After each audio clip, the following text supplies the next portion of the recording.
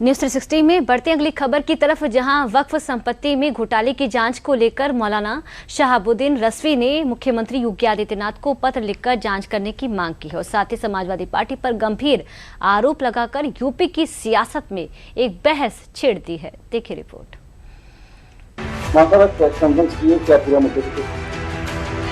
मुख्यमंत्री योगी आदित्यनाथ जी आजकल अपनी सभाओं में वक्फ के करप्शन को लेकर के चर्चा कर रहे हैं, इसलिए मैंने मुख्यमंत्री जी को एक पत्र लिख करके मांग की है कि वक्फ बोर्ड शिया, वक्फ बोर्ड सुन्नी दोनों की वो जांच कराएं। मौलाना के इस बयान ने वक्फ बोर्ड को एक बार फिर सुर्खियों में लाकर खड़ा कर दिया है, लेकिन इस बार वजह राजनीति नहीं बल्कि मुस्लिम समाज के भीतर से उठी वह आवाज है जिसने पूरे मामले को नई दिशा दे दी है। ऑल इंडिया मुस्लिम जमात के अध्यक्ष मौलाना शहाबुद्दीन रजवी बरेलवी ने सुन्नी और शिया वक्फ बोर्ड में बड़े घोटालों का आरोप लगाते हुए सूबे के मुख्यमंत्री योगी आदित्यनाथ को पत्र भेजा है और साथ ही समाजवादी पार्टी पर वक्फ की संपत्ति के गलत इस्तेमाल का गंभीर आरोप भी लगा दिया है। हमारे बुजुर्गों ने जमीनें इसलिए वक्फ की थी कि इससे होने वाली आमदनी गरीब, कमजोर, लाचार, यतीम और बेवा मुसलमानों पर खर्च की जाए और उनको अपने पैरों पर खड़ा किया जाए, मगर ऐसा नहीं हो सका। 30 साल का लंबा कार्यकाल समाजवादी पार्टी का दौर रहा, जिसमें 3 बार मुलायम सिंह यादव मुख्यमंत्री रहे, 1 बार अखिलेश यादव रहे। तो इन लोगों के शासनकाल में आजम खान हमेशा अल्पसंख्यक और वक्फ के मंत्री रहे और इनकी सरपरस्ती में और इन्होंने अपने चहीतों को वक्फ बोर्ड का चेयरमैन बनवाया और मेंबर बनवाए। इन लोगों ने भूमाफियाओं से मिलकर के वक्फ की करोड़ों की जमीनों को रेवड़ियों के भाव बेच दिया। इसलिए इसकी जांच जरूरी है। मैं दावे से कहता हूं, अगर वक्फ की आमदनी कायदे से गरीब मुसलमानों को दी जाए तो कोई भी मुसलमान भारत में गरीब नजर नहीं आएगा। देश के सबसे बड़े सूबे में शुमार यूपी विधानसभा चुनाव की दहलीज पर खड़ा है। ऐसे में वक्फ की जमीन पर सपा सरकार के एक अधिकार पर मौलाना के इस आरोप ने यूपी की सियासत में एक अलग किस्म की बहस छेड़ दी है, क्योंकि समाजवादी पार्टी जिस पीढ़ी के नारे को बुलंद करती है उस नारे में मुसलमान एक बड़े फैक्टर के रूप में देखा जाता है। लिहाजा भारतीय जनता पार्टी सपा सरकार को घेरने में थोड़ा भी देरी नहीं दिखाई और अखिलेश यादव पर जमकर तंज कसना भी शुरू कर दिया।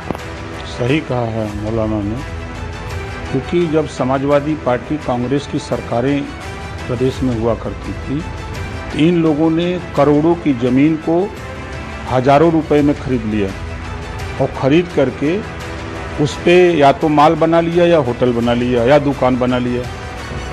अब बना करके अब वो कमाई कर रहे हैं।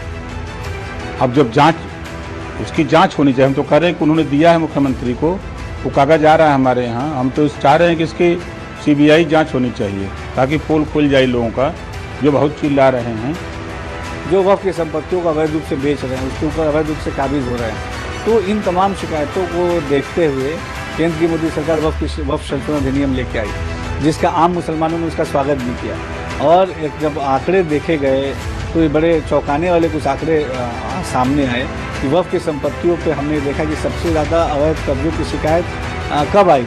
हमने देखा कि 2012 से लेकर 17 तक सबसे ज़्यादा शिकायत आई वक्फ की संपत्तियों के ऊपर अवैध कब्जा होने की। और भी चौंकाने वाली बात तब सामने आई जब वो शिकायत को और ड्रिल किया गया तो ये देखा गया कि वक्फ की संपत्तियों पर अवैध कब्जे करने की शिकायत किनके ऊपर आई, वो समाजवादी पार्टी के नेताओं के ऊपर आई। समाजवादी पार्टी के नेताओं ने सपा शासन में, समाजवादी पार्टी के शासन में खुली उनको छूट दी गई थी कि आप जो वक्फ की संपत्ति जिससे गरीब मुसलमानों का भला होना चाहिए उस वक्फ की संपत्ति पे तुम जाके अवैध रूप से काबिज हो जाओ ताकि गरीब मुसलमानों का भला ना हो जाए। ये बहुत गंभीर बात है।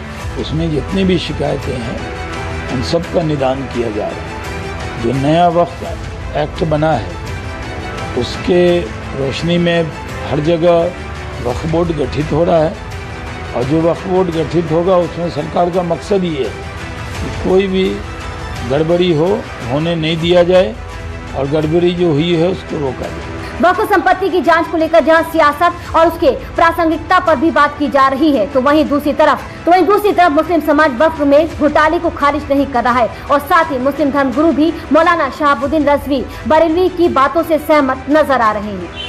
वक्फ बोर्ड में जो घोटाला हुआ है उस पर हजरत मौलाना शहाबुद्दीन रिजवी साहब का बयान और खुलासा आया और जिस तरह से कार्रवाई की मांग की है, तो यही बात हम भी पिछले बहुत दिनों से कहते आ रहे हैं और इस पर जो मोदी जी ने कानून भी बनाया है और उत्तर प्रदेश सरकार ने जांचें भी कराई हैं। अब आकर ये मामले तमाम तर वक्फ प्रॉपर्टी को सुरक्षित करने के लिए उम्मीद पोर्टल पर दर्ज हो गए और अब कार्रवाइयाँ होने का टाइम आया है और अब आकर के जिस तरह से ये घोटाले किए जालिम लोगों ने, यानी जो सपोले थे वो फड़फड़ाने लगे हैं और ये घोटाले कई हजारों करोड़ के घोटाले ये सामने आए और इनसे गरीब और यतीम और मिस्कीनों के अधिकार छीने, उन्हें विकास से रोका गया।